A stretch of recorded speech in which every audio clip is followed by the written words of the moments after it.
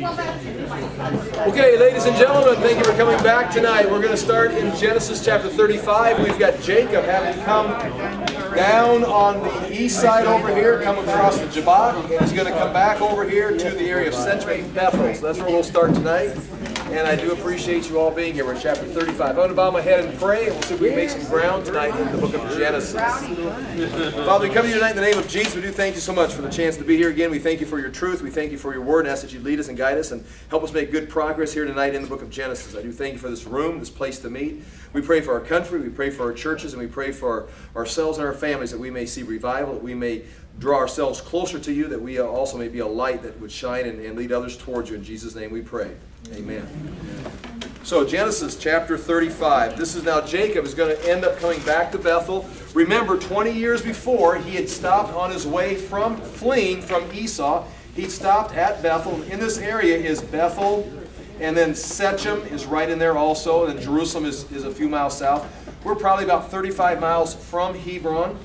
He's going to catch up with his father. Remember, the promise that God made to him was that he'd bring him back to his father's household. And Jacob is going to come back to Hebron, to his father's household, just in time. I can't tell you how many weeks it was, but he's going to be there for his father's death. And that kind of ends this 20-year journey. He leaves with a promise he'll be brought back to his father's household. He comes back with all his family, his wives, his sons, his property, his 20 years of experience. He comes back to his father's household, and in a sense, his father Isaac is going to die, and Jacob then takes over as the head of that estate, the head of the promise of Abraham, Isaac, and Jacob. So here we go. Remember, we're dealing with some very interesting people here as far as their character. They're Bible characters, they're Bible heroes, but they're far from being, in a sense, saints or even righteous in the sense.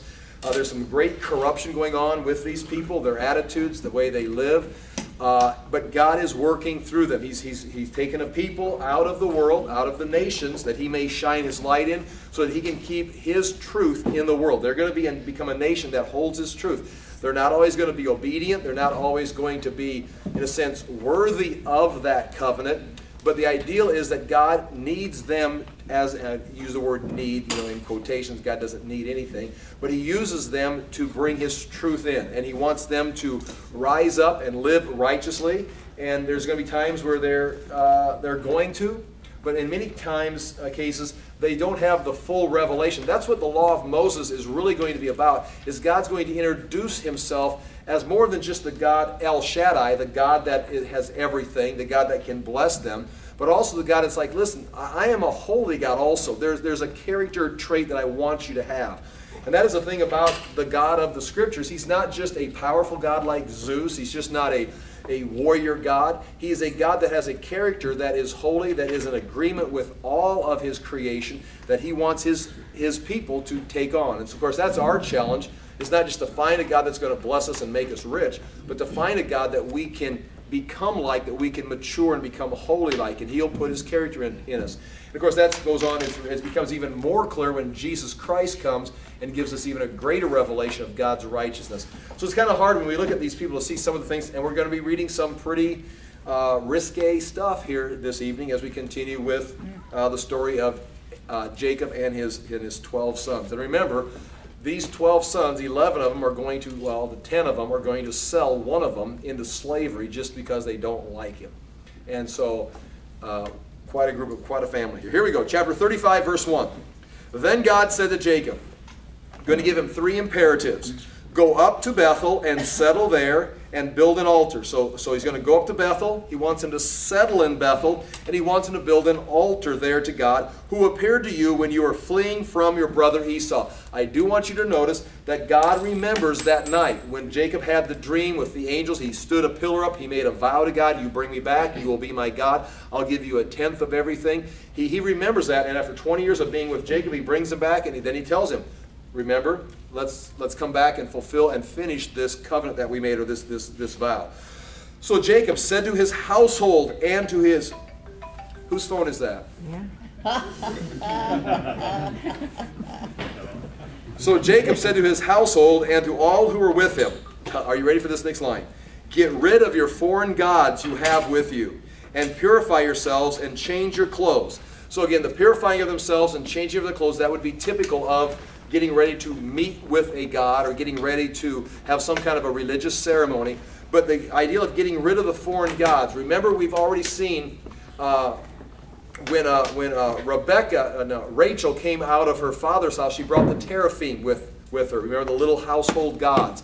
And these household gods seem to be small enough to fit in her saddlebag. But then when we get to the life of David, Michal, his wife Saul's daughter, is going to put one of them in the bed and cover up the teraphim to make it look like David's in bed. So it seems to have been a little bit larger. So there's a variety of sizes, and we've tied them back from the Newsy documents and the text from this time in history that they aligned up with the inheritance. So sometimes they were part of the keys to the inheritance. If you had the family gods or the teraphim, you had the rights to the property. But here he calls them very clearly, he calls them foreign gods. So now you see they've got some kind of a religious connotation that goes along with them. And it probably come out of Mesopotamia. They brought these foreign gods with them. It probably includes some of the Babylonian gods and images.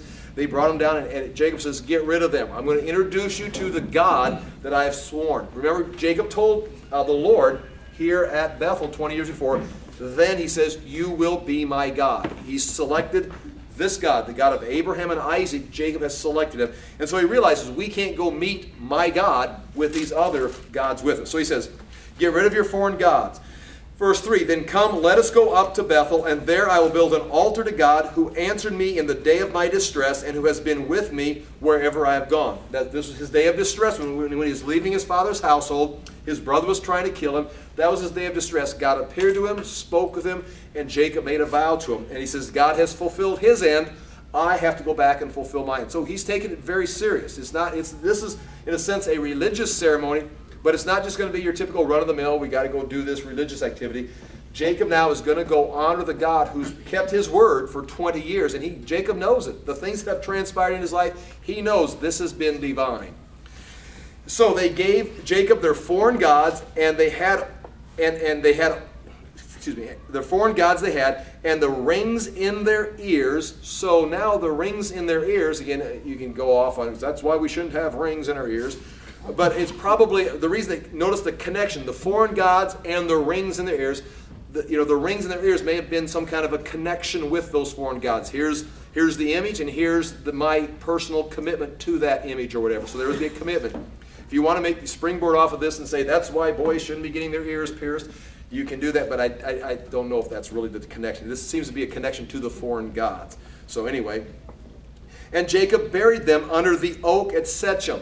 Now there's going to be, in several times, we're going to see in Shechem there's going to be an oak or large trees around a place of worship. When we come back in the book of Joshua, Joshua's going to come in the same area of Shechem, and we were there this summer. Standing, again, we've talked about this is one of the first times we've been able to get back into this area, and you can see the remains of a temple from the days of Judges and an altar there that could be connected to this site, which would then be connected to when Abraham came down and went to the site, because it was also a Canaanite high place or site of worship. A lot of times in this world, over in Israel, a worship place, a worship center, is always a worship center. The Canaanites used it, the Israelites used it, and it just continues to be used. And Joshua's going to come here, Jacob's going to come here, Abraham's going to come here, in the days of Judges they were here, and then there'd be trees that would be planted, and they'd be large trees or oak trees, so they'd be there for many years. And so it's interesting, Joshua's going to come to the same place, and they're going to mention the trees also. So underneath one of these trees, near this altar, this place of worship, Abraham has been here himself, they're going to bury these foreign gods and their earrings and commit themselves to the Lord. Now this is an interesting verse, and you understand why this verse would make sense. Then they set out, and the terror of God fell upon the towns all around them, so that no one pursued them. Again, that would tie back into last week when they went up, they destroyed the city for what they had done with their sister. Verse 6, Jacob and all the people with him came to Luz, that is Bethel. That would be an older name of the city. Luz is now called Bethel because Jacob changed the name, the house of God, in the land of Canaan. There he built an altar, and he called that place El Bethel, because it was there where God revealed himself to him, that'd be 20 years before, when he was fleeing from his brother. Now, verse 8, now Deborah, Rebekah's nurse, died and was buried under the oak below Bethel. So a little further south, just outside of Bethel, that's where Deborah dies. Now, just to keep it in mind, she's buried under an oak there. And later on, we're going to see in the same area, another woman arise and is going to sit under a tree. Her name, Deborah, one of the judges. So you kind of wonder if there's a connection between where Deborah is going to sit and how she's got the same name as this handmaid, or Rebekah's nurse. She died there and was buried under the oak. So it is named Allon Bachoth. After Jacob returned from Padan Aram, the area means when he came back down here after 20 years. After Jacob returned from Padan Aram, God appeared to him again and blessed him. God said to him, your name is Jacob, but you will no longer be called Jacob. Your name will be Israel. So he named him Israel. Now that would maybe be a reference to what we talked about last week over here on the other, by the Jabbok over here before he crossed over. That's where God appeared and blessed him and changed his name. So that's probably a reference back to this. It's kind of interesting how it's mentioned here again. You can kind of see, if you want to admit this or consider this, the documents being put together. We've got one document with that account. Now we've got another document with a reference to that account being brought into here. We're not trying to tell the same story again. We're referring back to a previous story. Verse 11. And God said to him, I am God Almighty, or El Shaddai. Be fruitful and increase in number. That's the first thing. That's what he's supposed to be. Fruitful and increase in number. That is one of the things he's commissioned to. Multiply. I need more of you. A nation and a community of nations will come from you, and kings will come from your body. And of course, that's going to come from the line of, or the family of Judah, and we'll continue to talk about that. So be fruitful and increase. You're going to become a nation, and there's going to be kings involved in this nation. The land I gave to Abraham and Isaac, I also give to you. And that's the physical land. The physical land that was promised to Abraham, confirmed to Isaac, is now confirmed to Jacob. So there's a promise of a people, there's a promise of a nation, there's the promise of the land.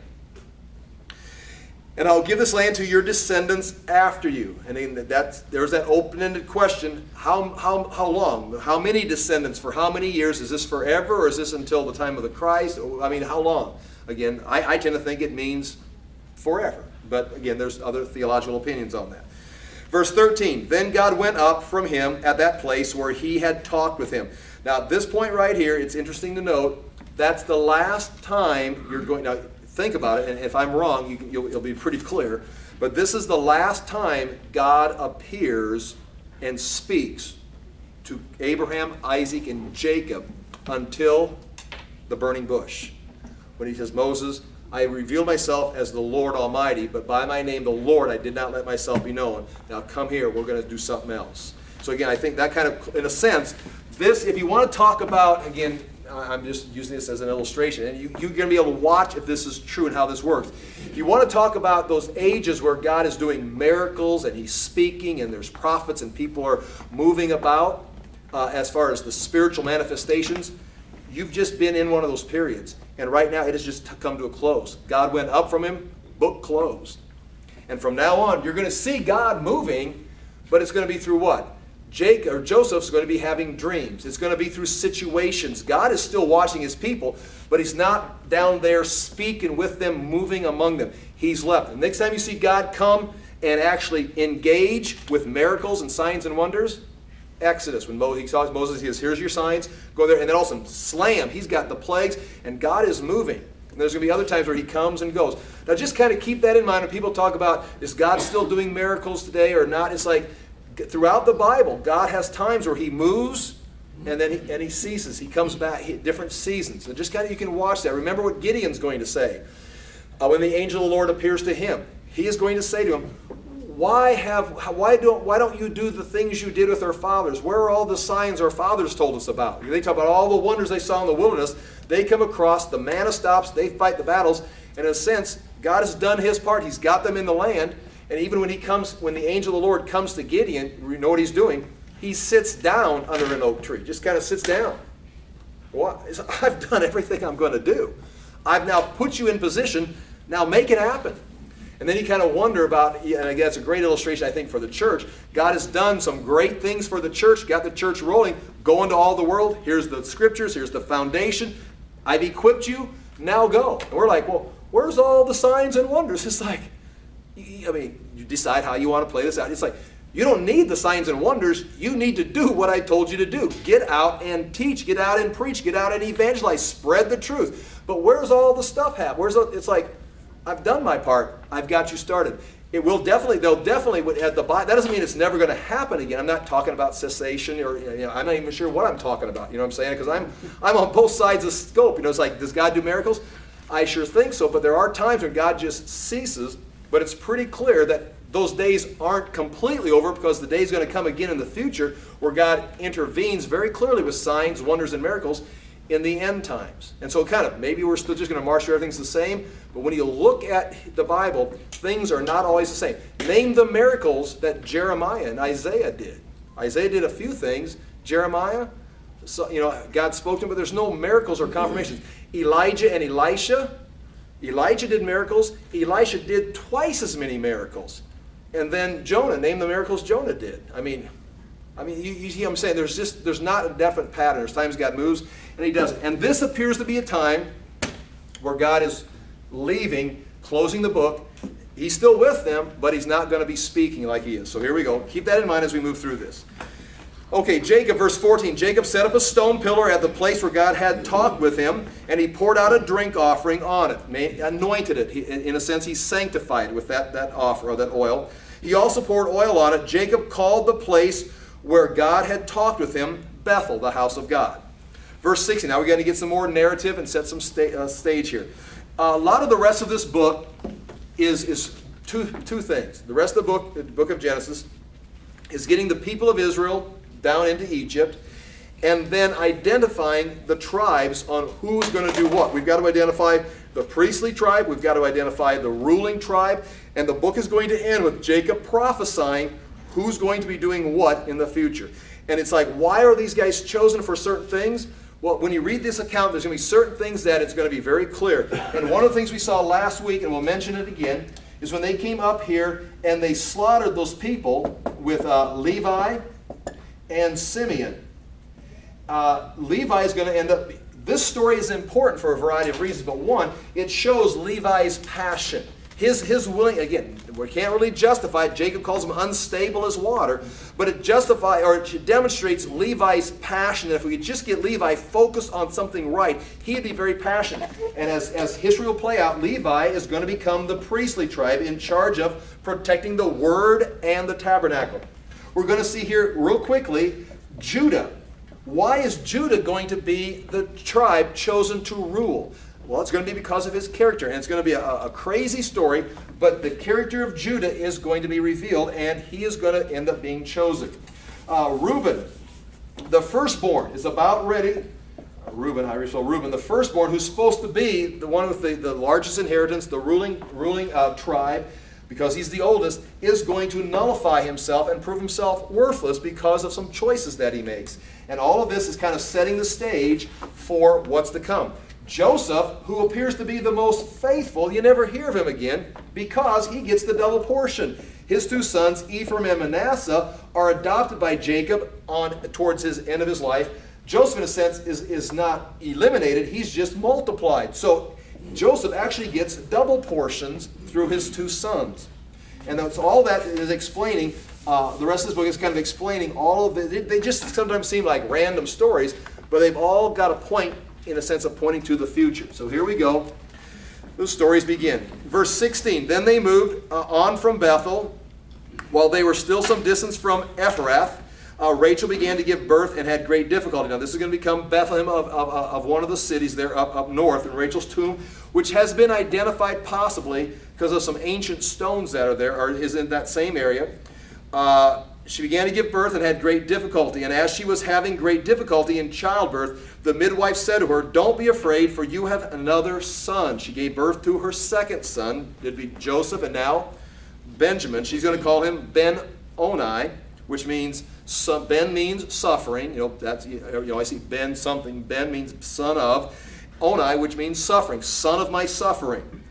That's what she calls him. Don't be afraid, for you have another son. And as she breathed her last, for she was dying, she named him Ben-Oni, son of my suffering. But his father, Jacob, named him Benjamin, which means son of my right hand. He's going to be at my right hand. I'm glad to have him.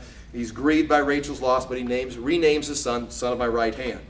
So Rachel died and was buried on the way to Ephrath, that is Bethlehem. Over her tomb, Jacob set up a pillar, and on to this day, that pillar marks Rachel's tomb. So when this was being put together, they still knew that tomb was marked. They still knew where it was. And you can go there today. I've never been there.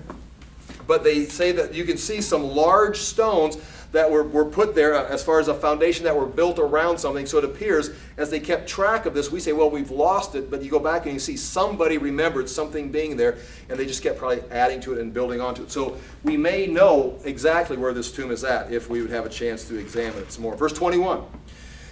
Israel moved on again and pitched his tent beyond Migdal Eder. While Israel was living in that region, Reuben, here you go, Reuben, the oldest son, should be one of the favorite sons, Reuben, went in and slept with his father's concubine, Bilhah.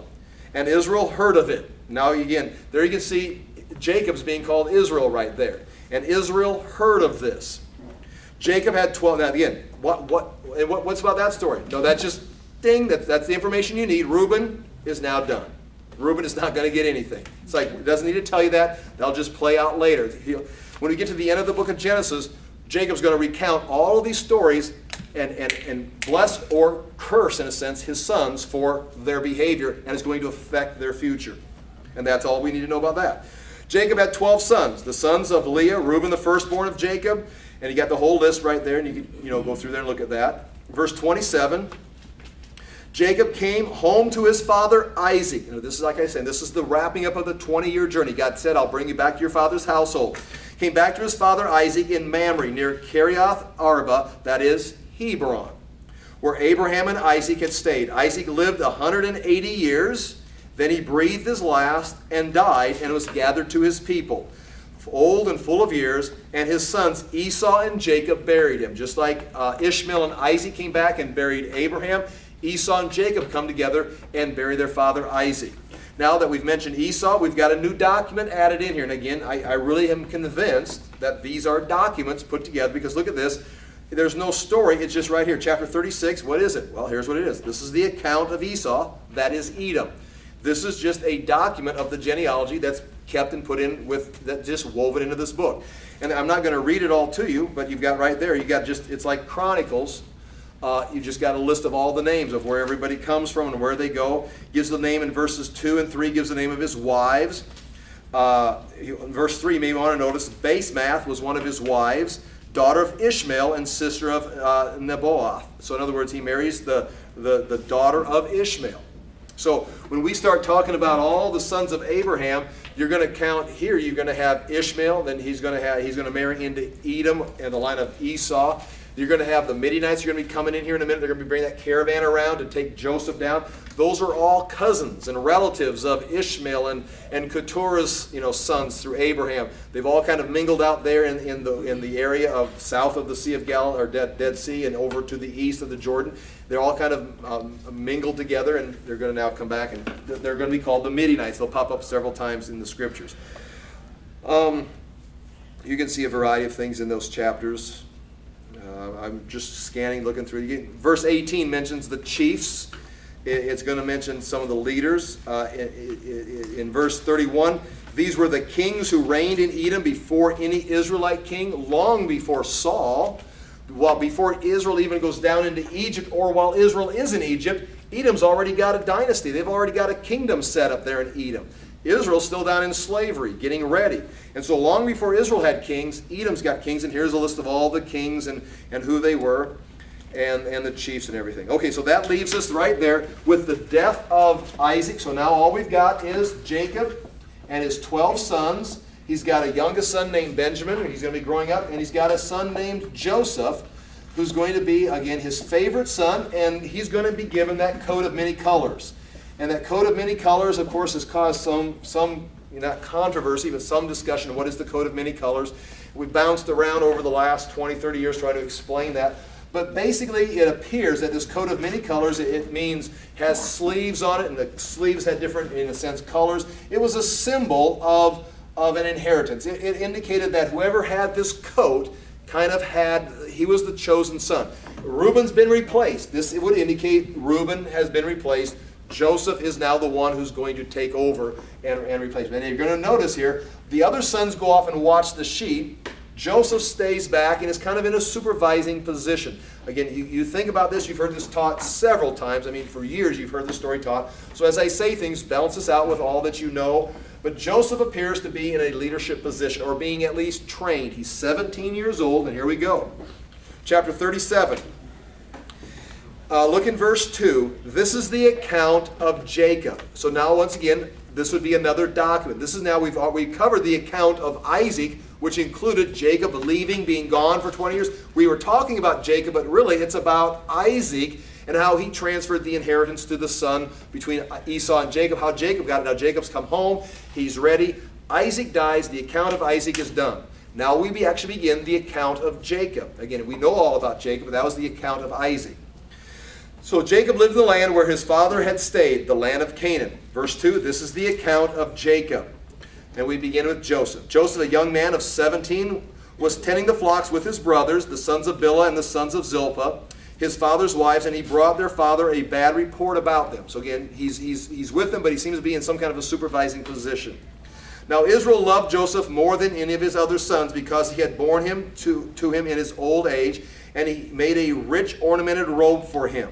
Again, I think that would include not just favorite, I like him more than you guys, but I like him enough that I'm going to give him the prominent place of the inheritance.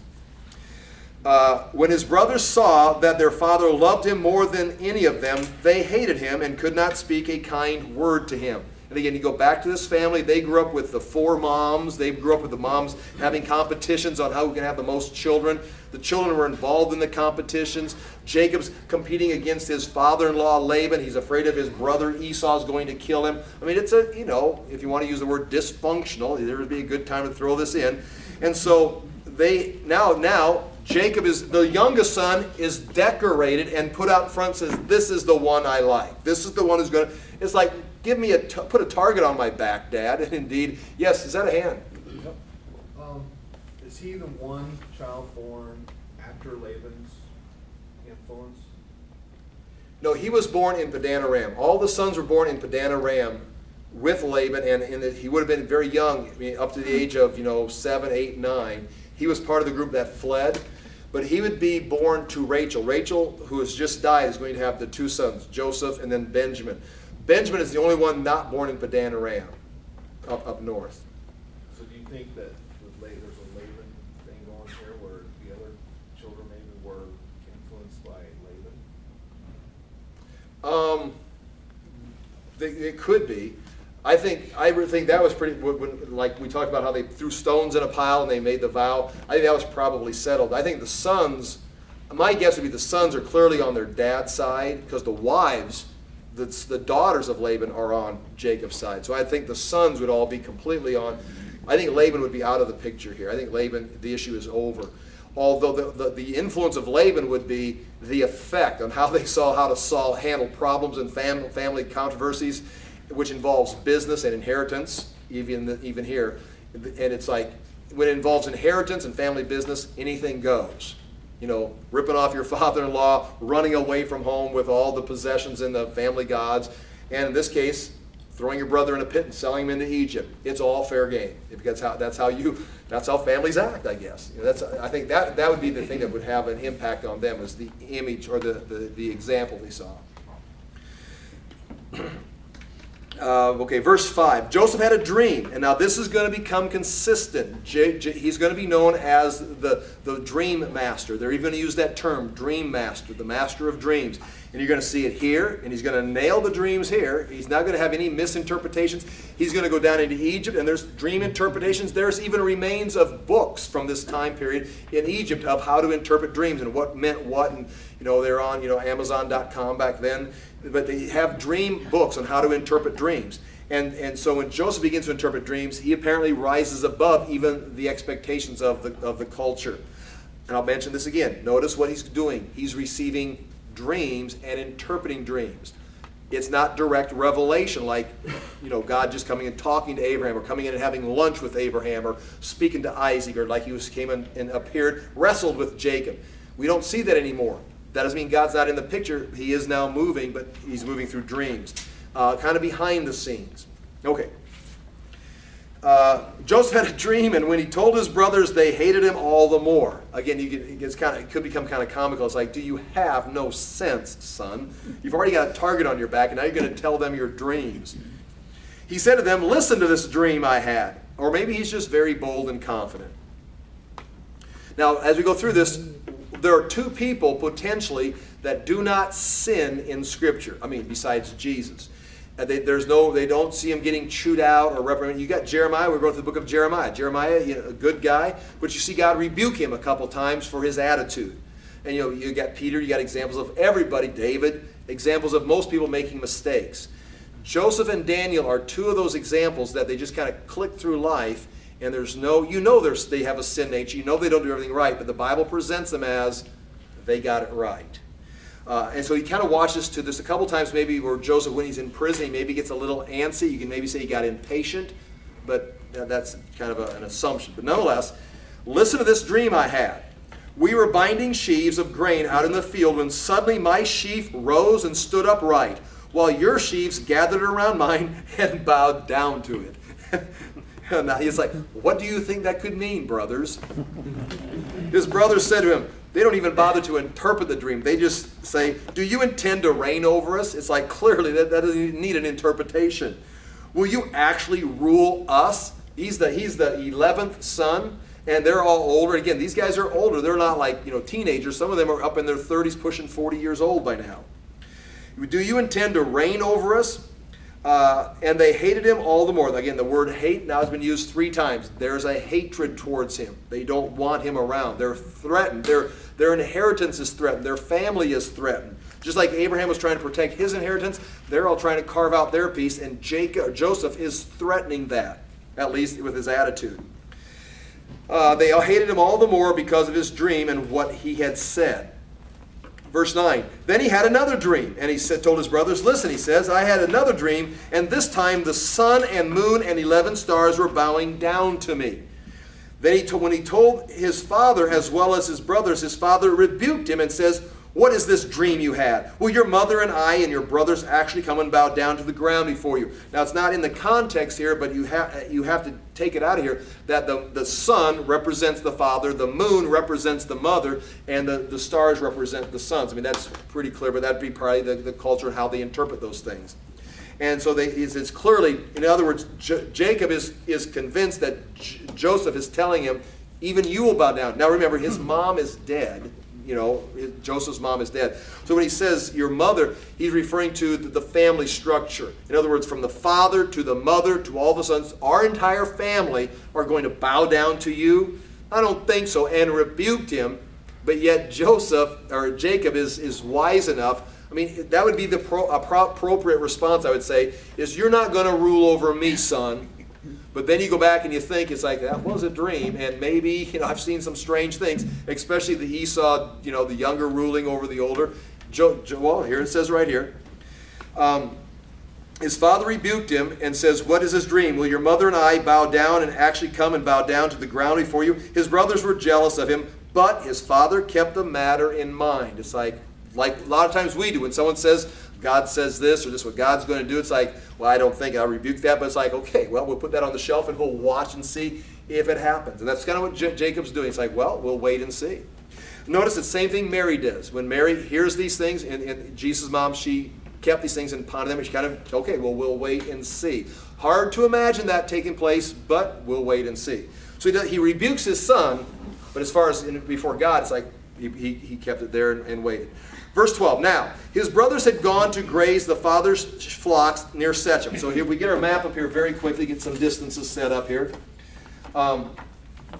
Galilee, Jordan, Dead Sea. Here's Hebron, down here. Here's Shechem. And up in here is going to be Dothan, right up here, very near the foothills of the Mount Carmel and the 3 passes that come through here to go through the Megiddo Valley right over here. This is 50 miles. So they're living in Hebron, and they've traveled on. They've gone up into Shechem with their flocks. and they're going to be another, what is it, like 13 miles up here to Dothan. So Joseph is going to go up here towards Shechem looking for his brothers to go check on them. He's already brought an evil report. Now when he says he's brought an evil report, complained about his brothers, it probably is their management style. They're probably out here in the fields unsupervised, or they're in cahoots with each other, and they're not necessarily taking care of the sheep. They're probably using the sheep for food, to their own advantage, maybe selling some off on the side. They're not being responsible with Joseph or Jacob's sheep. They're doing they're poor shepherds. They're benefiting themselves, not their master. That's the general idea. They're selfish and working for themselves, not doing what they're supposed to be. When he comes up here to find them, he can't find them, and someone says, well, they moved on towards Dothan. They heard him say they moved on towards Dothan. Now remember, that the caravan is going to be coming down through this area here. They're going to cross the Megiddo Valley, and there's going to be 3 basic trails to go through that they've got names on, and they're going to come through one of these trails and pass by Dothan to come over here and pick up the coastal plain down the Mediterranean coast and head down into Egypt. They wouldn't just march right through the land, be up and down, up and down, up and down. They're going to come down here where the lowlands here, cross over the lowland right here through the valley, find one of the passes, pass through the pass that goes through the foothills of the Mount Carmel, and hit over here and head on down. So that's what the caravan's going to be doing. So Joseph is going up here looking for him. Very well, his dad says, come, I'm going to send you to them. Very well, he replied. So he said to him, go and see if all is well with your brothers and with the flocks. I want my sons to be safe, but I want my property to be cared for. And bring word back to me. In other words, go. He's already brought an evil report. In a sense, he's saying, go spy on them and come back and tell me what they're doing. I don't trust them either. Then he sent them off from the valley of Hebron. When Joseph arrived at Shechem, about 50 miles away, a man found him wandering around in the fields and asked, what are you looking for? And the word wandering means just kind of go around, just kind of stunned. It's like, I don't know where they're at. I mean, he was just like kind of stunned. I can't imagine they're supposed to be here. I can't imagine them being somewhere else. Kind of like that man, I think, well, do you think they maybe moved on? Oh, I never thought they moved on. They're supposed to be here. I was like, they may have made their own decision. He replied, I'm looking for my brothers. Can you tell me where they are grazing their flocks? Now, interesting, everybody knows, of course, who the sons of Jacob are. Oh, they've moved on from here, the man answered. I heard them say, let's go to Dothan, 13 miles further north. So Joseph went after his brothers and found them near Dothan. But they saw him in the distance, and before he reached them, they plotted to kill him. Here comes that dreamer. And again, dreamer in the Hebrew means dream expert. It means dream expert. They said to each other, come now, let's kill him and throw him into one of these cisterns and say a ferocious animal devoured him.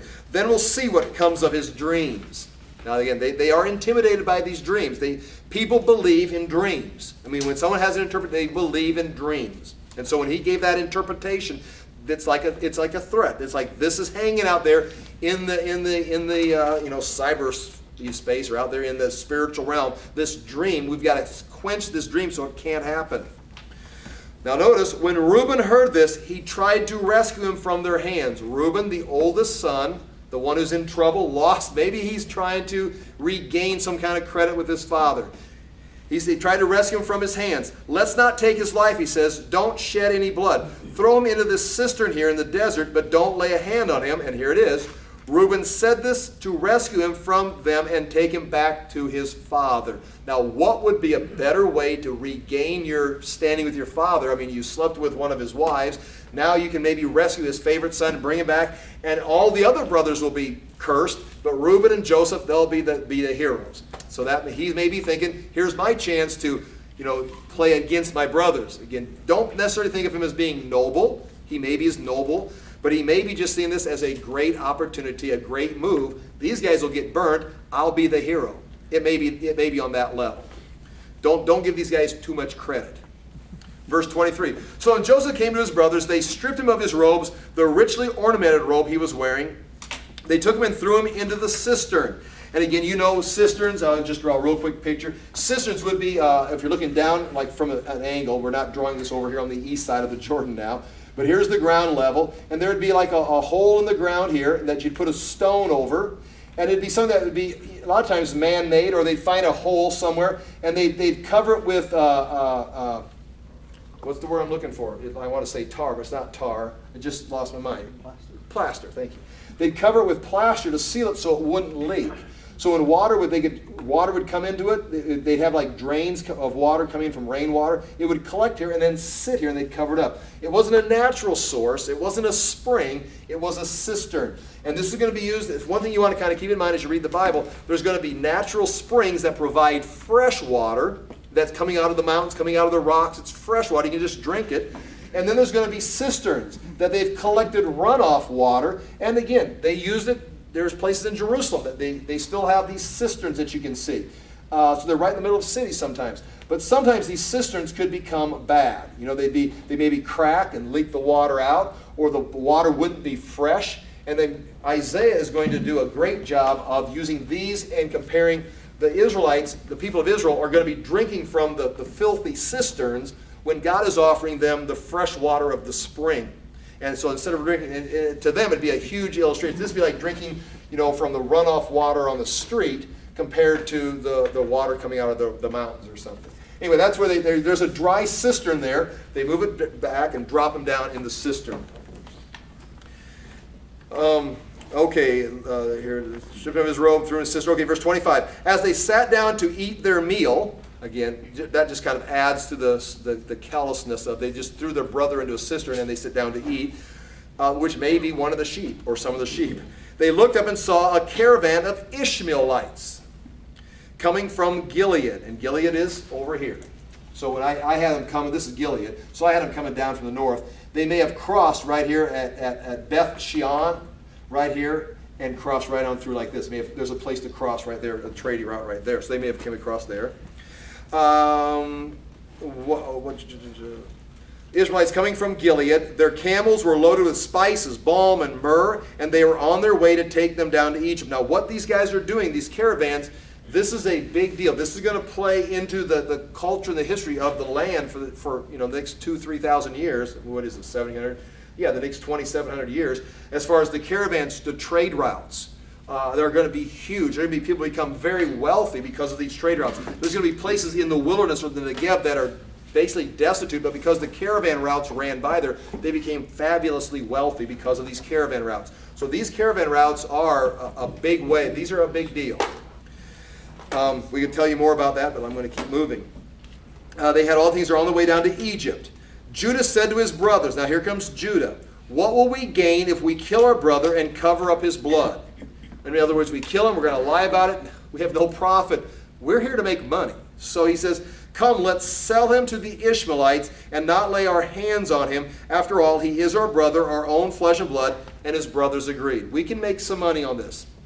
So when the Midianites, merchants, now they're called the Midianites. Notice they were Ishmaelites, now they're called Midianites. And that's not a mistake. It's the same group of people. They're descendants of Ishmael. They're descendants of Keturah's sons. They've all intermarried. They're called the Midianites. His brothers pulled Joseph up from the cistern and sold him for 20 shekels of silver to the Ishmaelites. Now, notice right here, the 20 shekels of silver. An interesting archaeological note right here. The 20 shekels, that is what in the old Babylonian culture at this time, the documents say slaves were sold for 20 shekels. I've got it written down, I'm reading it in my Bible here. The Nuzi tablets, the price jumps up to 30 shekels. That's around 1500 BC. Remember, this is about 1700 BC. By 1500 BC, it's 30 shekels. If you go down to the time of 1200 BC, about the time, the period of the judges, the price in the text that you can find is 40 shekels. And by the time of Nebuchadnezzar and Jeremiah, the price is 50 shekels, up to the Persian period, 90 to 120 shekels. So what is cool about that, and that's all documented, you can see that in the different writings in the cuneiform tablets and the different things they find, the price of servants. And you can, the price of the servant, they say 20 shekels, you know exactly where to plug that in. There's a scale on the price throughout the Old Testament on who was selling slaves at what price. So when they say 20 shekels, that plugs this in right exactly where we say it is, right at 1700 BC. It dates the book for us, which is kind of neat, if you're interested in that kind of justification or apologetics. Verse 29, when Reuben returned to the cistern and saw Joseph was not there, he tore his clothes. He went back to his brothers and says, the boy isn't there. Where can I turn now? In other words, that was my last hope. We've lost Joseph. I'll never be forgiven. I'll never regain my position. So again, you can see pretty clearly, his idea was rescue and be the hero. And now what am I going to do? I've lost it forever now. Verse 31, then they got Joseph's robe, slaughtered a goat, and dipped the robe in the blood. They took the ornamented robe back to his father and says, we found this. Examine it to see whether it is your son's robe. And of course, you've heard that taught before. What a great way. They didn't give him any suggestion. They just said, hey, we found this. This looks like Joseph's. What happened? I mean, did you get a bloody nose or something? I mean, why is it all messed up? He recognized it, and of course, all of the assumptions are his own. It is my son's robe. Some ferocious animal has devoured him. Joseph has surely been torn to pieces. Now, they didn't say that. They just let him decide that. And, that's pretty clear. Verse 34, then Jacob tore his clothes, put on sackcloth, and mourned for his son many days. That many days probably turned into years. All his sons and daughters came to comfort him, but he refused to be comforted. No, he said, in mourning I will go down to the grave to my son. So his father wept for him. Again, notice that word grave is the word Sheol. And this plays into, when we've talked about it before, the underworld. Again, you don't have to accept this, but for me it all makes sense. Here, if this, again, let's go ahead and erase Israel right here. And now we're looking at the earth, okay? And the Sheol is the underworld down here. It's the underworld. And everybody goes to the underworld in the Old Testament. I mean, no one goes to heaven. Now, the exception would be Elijah. The chariots took him into heaven. And the angels came and took him. And we're going to set that over here because that's a situation that could nullify some of the things I'm going to say. But otherwise, Job talked about going to Sheol. David talked about going to Sheol. Hezekiah talked about Sheol. Here, Jacob says, Joseph is in Sheol, and I'm going to go to Sheol. It's the underworld. In the New Testament, Sheol, this is the Hebrew word, Sheol. In the New Testament, it is called Hades. A lot of times in the English Bibles, that word is translated hell, which is a mistake, because now you're talking about hell. Again, you've heard this before. Down here, Tartarus, another place that Peter talks about, that's translated hell. The lake of fire, which we don't even know where that's at, because eventually Hades, in the book of Revelations, Hades is thrown into the lake of fire. It's like, well, where's the lake of fire? This is called hell. So this is hell, and this is hell, and they're all three different things. And so again, you got to be kind of careful. And so the underworld right here, eventually Hades is going to be called, it takes on the idea of the Persian word, it picks up the Persian word paradise, which means the park where the king hunts. When the king, like Cyrus, when he went off on a hunting expedition, he'd have large national forest where that would be the king's hunting grounds. It'd be paradise, where he goes off and it's lots of water and the wildlife. He goes off there and has a few beers, hunts some bear and stuff. That's where the king parties with his men out hunting. That was paradise. That whole concept, by the time Jesus got around, Hades was paradise, also called Abraham's side or Abraham's bosom. And Jesus tells the thief on the cross, today you'll be with me in paradise, which was Hades. Remember, Jesus says, the Son of Man will be 3 days and 3 nights where? In the heart of the earth. That's what Sheol is. That's what Hades is. That's what paradise is referring to. And he then ascended from the grave and led captivity captive. And this is where, again, these people, he led captivity captive, and they went apparently into heaven. Again, I'm going to stop with that. We could keep going on and on for that. But just keep that in mind. When we see this right here, when the word, in the NIV, the word grave, they use grave, but it's actually the word Sheol. When we say grave, we think of a hole in the ground where we put the body in a coffin, you see, and he's down in the grave. But it's got a bigger, it's not just a hole in the ground or in a tomb somewhere. He's talking about the underworld where we're going to go. And again, we could talk more about that, but that's an entire study. Kind of opens up the spiritual realm a little bit for us on what's going on. It lines up, what I was showing you, lines up exactly with what Jesus was saying and what Jesus was doing as far as his death and resurrection. Okay, but Jacob is going to refuse to be comforted. He's going to go down to his grave in mourning. So his father wept for him. Now remember, his children are going to watch this. His sons, they all know, they could all tell him, Father, he's alive, we sold him. We could go look for him. But they don't, all those years, they don't say anything about it. It's going to be 13 years that before Joseph ends up coming up, and he's going to be 30 years old when he rises to serve the Pharaoh. And they're going to see this, and they're going to carry this burden, this guilt with them. And Joseph is going to, when his brothers are revealed to him, or when he reveals himself to his brothers, he's going to recreate the situation for him. And see, he's going to pull Benjamin away and say, okay, let's see if anything's happened. Are you going to let it happen again? Has that bitterness been there for all those years? And he thought, if I had a chance, I would do it different. Well, here's your chance. He pulls Benjamin out and then watches how they handle it. And finally, one of them steps up and says, I'm not going to let that happen again.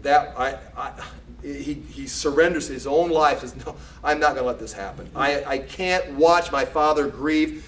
It wasn't worth it. Nothing's worth it. Take me instead. And that's when Joseph breaks down. It's like, we've made progress. We've made progress, boys. Okay, chapter 38. So now, verse 36 of chapter 37. Meanwhile, the Midianites, Ishmaelites, Midianites, sold Joseph in Egypt to Potiphar, one of the Pharaoh's officials and captain of the guard. Again, this is all divine. Joseph's eventually going to admit it. You meant it for evil. God meant it for good. It's all a plan to get him where he's supposed to be. And there's a great verse in what I think is Lamentations that says it is good for a man to bear the yoke while he is young. It's good for a man, instead of having it easy, to when he is young, to bear the yoke, the burden, and learn how to deal with it, rise up, become strong, and then, maybe be released from the burden later. But I mean, that's what Joseph, he's going to have a tremendous burden, but God's going to pull that yoke off of him, and he's going to do some great things in Egypt. Okay, chapter 38. Now, we come back to this. Here's Galilee, Jordan, Dead Sea. Joseph's down here in Egypt, but we're going to be talking about this right here, the land of Hebron, Canaan. We're going to get some Philistines involved in this and some Canaanites involved in this over here now. We're going to go back and tell a story. Now, this is about Judah. And this, I think, and I've said this before, this is one of the revealing things on why Judah is going to become the ruling tribe. Watch how this takes place. You're going to think, it's like, it doesn't sound like a ruler to me. Well, here we go. At that time, Judah left his brothers and went down to stay with a man of Adullam named Hira. So he's moving over this way, Adullam. Leaves his brothers. Again, maybe it's like, this is craziness. I'm getting out of this mess. There he met the daughter of a Canaanite man named Shua. Now he's going to marry a Canaanite, the very thing Abraham and Isaac did not want. He's going to marry a Canaanite. So now we're going to start seeing the sons start marrying women and start having their own families.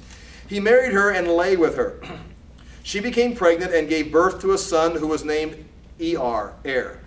She conceived again and gave birth to a son named Onan. She gave birth to still another son and he named him Shelah. It was at Kezeb that she gave birth to him. So there's your three sons, Onan, and Shelah. So let's write those over here. Onan, and Shelah. Okay, those are the three sons. And these are the sons of Judah. I got to write that because I start saying Jacob and Judah. I start getting the story mixed up. But it's Judah, one of the 12 sons. One of the 12 tribes. Okay. Judah got a wife for her. Now these boys are growing up. Judah got a wife for his firstborn, and her name was Tamar. Now enter the girl Tamar. And now she is, if you go read the genealogy of Jesus, her name pops up. Tamar. She marries or marries Tamar. Okay, and you know this story. I'll try and rush through it here. But Judah's firstborn, was wicked in the Lord's sight, so the Lord put him to death. Now, that's the first direct account of the Lord killing somebody because of their wickedness. Now, he had the flood. He had Sodom and Gomorrah, but he's wiping out groups. But this is your first biblical reference of the Lord just saying, no, smite this individual. And he's gone. So just so you know, it's not like this has been happening since the beginning of time. This is the first time God is recorded. Now, I'm not saying he's never done before. First time it's recorded, boom, we're taking this guy out because he's wicked. So the Lord put him to death. Then Judah and Onan, now again, Nadab and Abihu are two other examples that are going to pop up. Those are the sons of Aaron. When Judah, son of Onan, then Judah said to Onan, because is gone, and this is the culture, this is in the law of Moses, it was in the Hittite law. When this one is gone, there's no children. There's no one for the inheritance. She's left alone. She's destitute. So the rule was Onan marries her. And that way she'll have a child, and then she'll be able to keep on the estate that goes to him will keep going. It was part of keeping the family together, the estate running, and to take care of her, because in a sense, can't go on welfare. She's a widow with nowhere to go. She's part of this family. Who's going to take care of her? Onan. That's his responsibility. So here we go. Onan's married to her now. This is Judah's second son.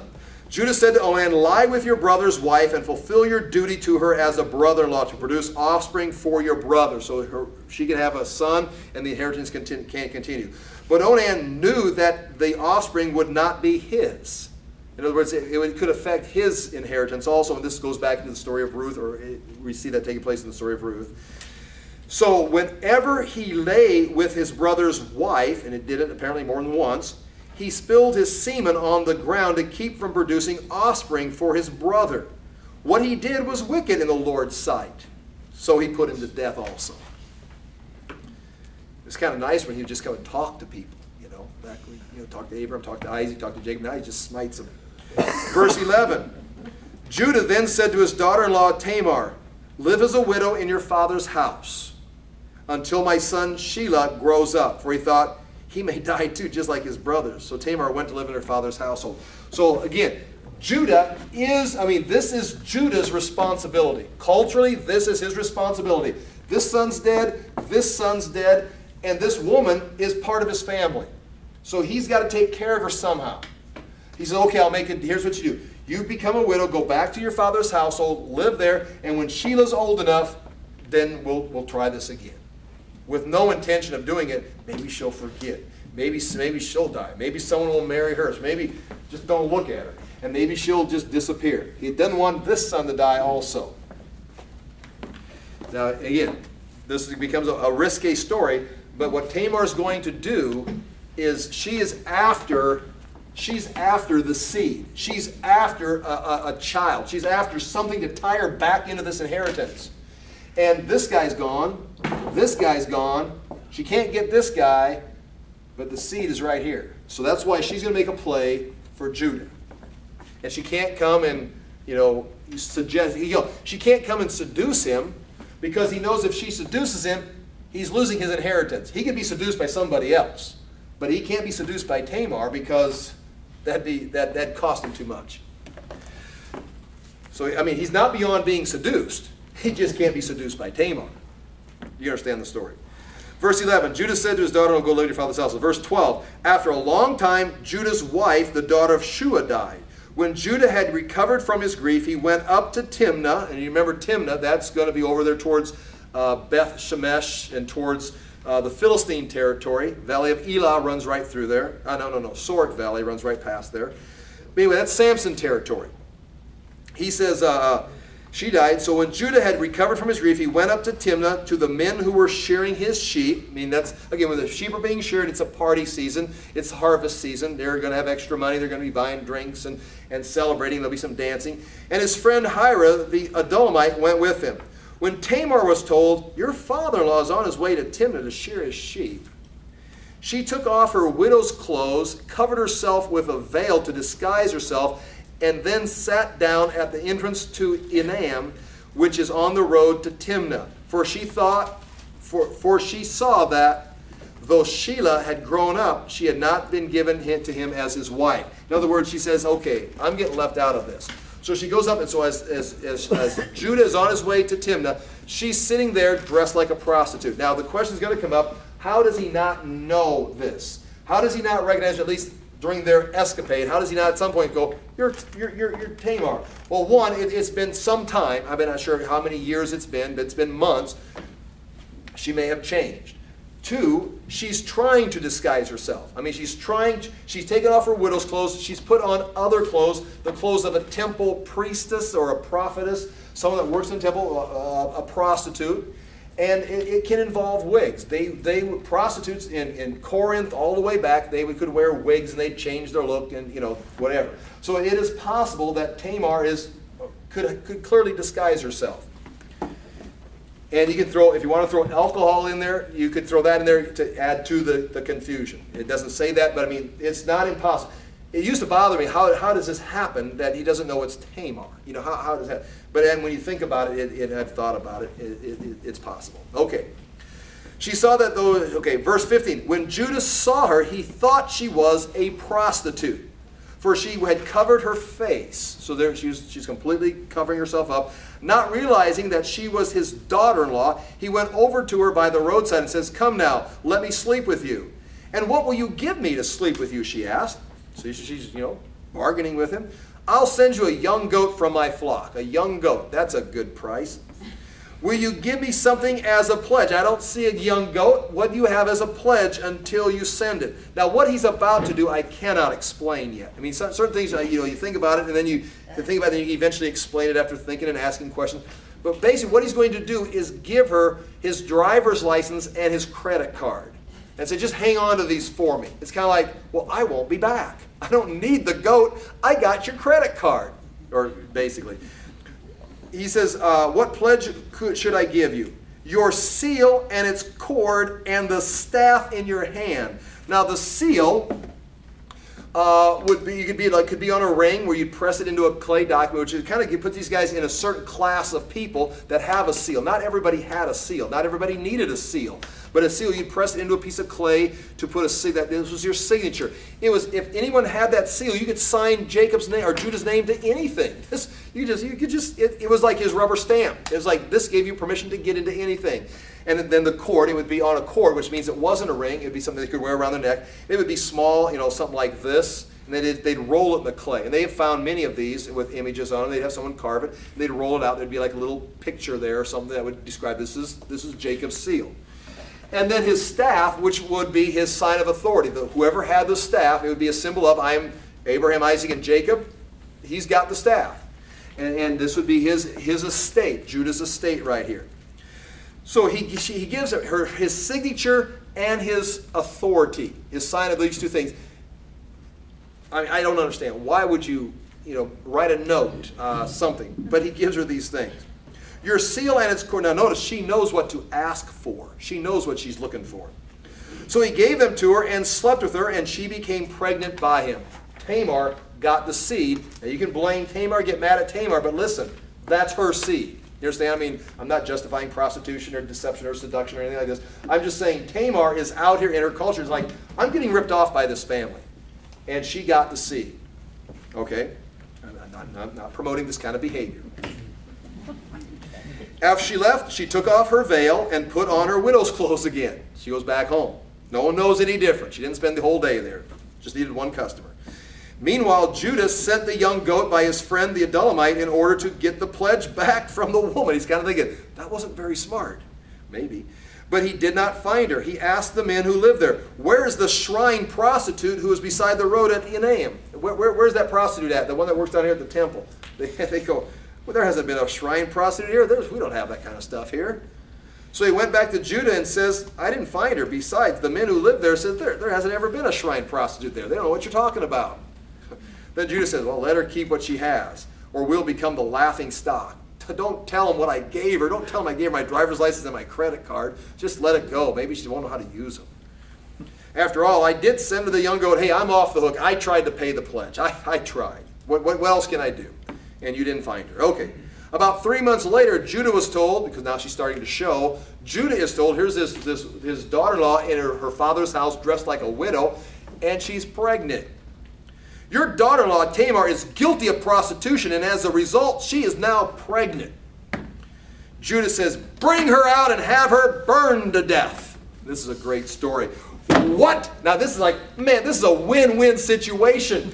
She's guilty. We can kill her. Spare Sheila. Yes, let's burn her now. Let's do that. Oh, believe me, I've been worrying about that. Problem solved. I'm glad that happened. Let's burn her. So again, it's working out. This is really, man, this is a great benefit for Judah right here. But again, notice, bring her out and have her burned to death. Now again, that was a strange thing. It was an extreme thing, but it was done in extreme situations. There's going to be even cases in the law of Moses where some of this could pop up as far as burning people. But again, this is fairly, it's not that common. Here we go. As she was being brought out, she sent a message to her father-in-law.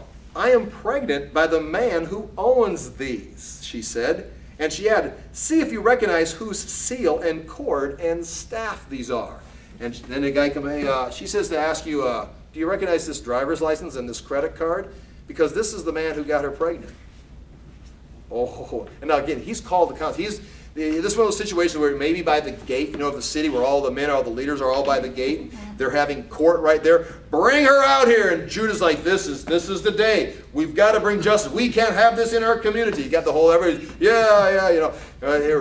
We know who did it. We know who the father is. Oh, well, let's go get him too. Who is it? Well, she says, you may know. And holds these things like, all of a sudden, we have a situation. It's like, what could be worse? But now again, this is important. This is really important. Judah looks like the loser here, right? But this is the tribe where all the kings come from. This is the tribe which is given the right to rule Israel. How come? Because of what's about to happen right here. I think. As she was being brought out, in verse 25, she sent a message to her father-in-law. I am pregnant by the man who owns these, she says. See if you recognize whose seal and cord and staff these are. Judah recognized them and said, here's his decision. She is more righteous than I, since I wouldn't give her to my son Shelah, and he did not sleep with her again. Here's the decision, and it's very quick. It's just like Reuben's account. It's very fast. It goes by real fast. His decision, here it is. What are you going to do? You are the judge, and you are the guilty party. What's he do? He makes the right decision. It's like, I'm looking at the evidence, I'm looking at justice here, and I'm guilty. It's like, whoa, there's your leader right there. There's the one who's going to be the judge of your people. Why him? Because when he's guilty, he'll call it. I am the guilty party. And that's Jacob is going to then mention him and name him. And that he says the scepter will not, at the end of the book of Genesis, the scepter will not depart from Judah. He will be the ruling tribe. Because of who can do that? Who with that kind of power, with that kind of a position, can actually look at the evidence and admit, I'm wrong. That's good leadership. That's what you want as far as your judge and your jury, right there. The ability to convict yourself when the evidence is stacked up. Okay, and then he says he brought her into the house. She has the son, the seed. She's now part of. He doesn't sleep with her again, but she's in the family. Judah recognized them as his. Okay, verse 27, when the time came for her to give birth, there were twin boys in her womb. As she was giving birth, one of them put out his hand, so the midwife took a scarlet thread and tied it on his wrist, because he's the firstborn, and says, this one came out first. But when he drew back his hand, his brother came out, and she says, this is how you have broken out, and his name was Perez. Then his brother who had the scarlet thread on his wrist came out, and he was given the name Zerah. And Perez and Zerah, there you have them, and those names are going to pop up in the genealogy of the Messiah, because of course Judah is going to be the father of all the kings, and in the line of all the kings is this woman, Tamar. And then, of course, now in chapter 39, we'll pick this up next week. Now Joseph had been taken down to Egypt, and Potiphar is going to have him there, and we'll pick up with Joseph's account there. What we identified here, I believe, is the ruling tribe. We've already got the tribe of Levi, who's going to be the priestly tribe, the tribe with the passion and the willingness to defend righteousness, like their sister. They're going to be given the authority over the tabernacle and the law. Judah is going to have the rulership. Joseph is going to have the double portion, and you can kind of see this all kind of coming together. And now we've got to resolve that account with Joseph down there in Egypt and how that's all going to play out. This gets the whole family in Egypt for their training and their preparation to become the great nation. Remember, Edom's is already becoming a nation. Edom's already got kings and rulers. They took the short circuit. God says, no, these are my people. I'm going to put them in slavery. Because remember, it's good for a young man to bear the yoke while he is young. Let's get him down here, get him in slavery, train him, learn him to depend on me, and I'll make a great people out of them. And indeed, that generation that came out of the wilderness is going to be one of the great generations, Joshua's generation. It's going to decline very quickly, amazingly fast, but that's where we're headed. Thank you for your attention. I thank you for being here. I'm going to pray, and then we'll be done. Father, we thank you for these examples. We thank you for your faithfulness to your word, to your people. We thank you for teaching them, leading them, training them, and we ask the same thing for ourselves. Because, Father, we do want to grow. We do want to mature and become people that are useful for you at this time in history. We thank you for your faithfulness to us and ask that we may continue to hear your word, understand it, and apply it to our lives. In Jesus' name we pray. Amen. Hey, thank you for your time.